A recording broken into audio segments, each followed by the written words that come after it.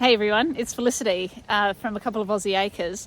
So today I'm going to finish off some wicking beds that I've been doing. They're made from IBC tanks. So IBC tanks stand for something like intermediate bulk container. I think that's what it is. So these containers are basically containers for things like large amounts of water and other liquids, that sort of thing. I don't know a ton about them, mainly because it's not that interesting. But anyway, so I actually cheated. So what a lot of people do when they're creating wicking beds from IBC tanks, they start with a whole IBC tank. So I'll show you what I've got is actually 4 halves. See, if you see down the one, so this is actually the base and this is the top. So just for your info, wicking beds are basically self-watering raised garden beds, and so I finished 3 and I'm going to do 1 more today. So as you can see, I've got 4 wicking beds, so 3 have been done and I have 1 more up here to do. Here are a few things you'll need to set up your wicking bed. Alright, so as you can see, here's an IBC tank cut in half. So here is the drain pipe. I'm going to be putting scoria into the base and have it up to, it's actually meant to be just below this pipe level. And the other thing that's actually worth knowing, when you do drill a hole into when you drill a hole in, it's also best to cover the pipe. I forgot one thing. So the problem with these IBC tanks is that they're opaque, and sun and water, they create algae, right? So the issue is to then cover the outside in some way so that the sunlight can't penetrate. So what I'm going to do is put, to be honest, because it's all I've got at the moment, is going to put weed matting down on the base. So that's my first step.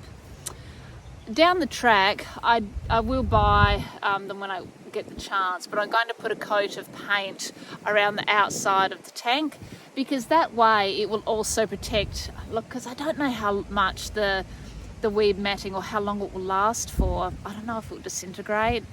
Might not have been a great idea. We'll see over time if it actually has worked or not. And so I will paint it down the track, but for now I'm just going to use weed matting as a protector layer, and then I'm going to put in the scoria. I don't think that'll be big enough.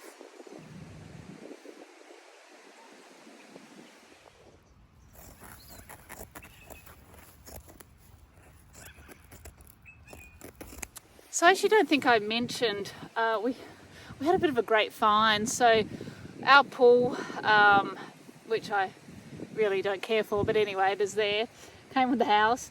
The pool liner died earlier this year, and so we got it replaced. But what we discovered was that the pool, underneath the pool liner was a whole ton of what we think is either geofabric, Gary, or sorry, dog, or some sort of weed matting. So we've actually reused it.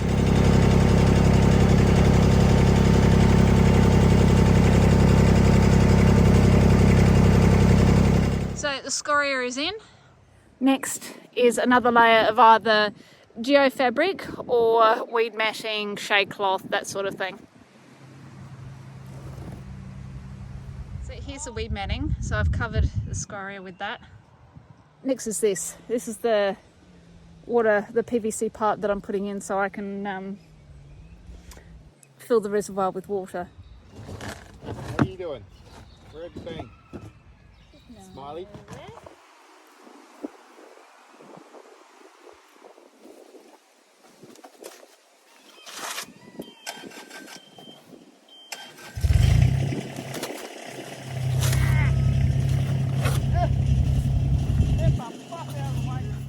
I've put the weed matting on top of the scoria, and I've put some cardboard down so far.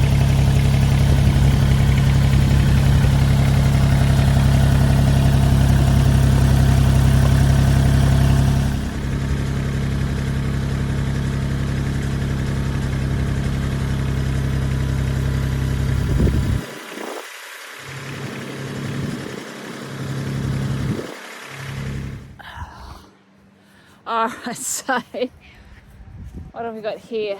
So now we've put in some mulch in the base. So I put in a bit of cardboard. I broke it up a little bit, and now I've put in some mulch next. So here we go. Here's a shot with the mulch in it, and the PVC pipe is in. Next we'll do the soil.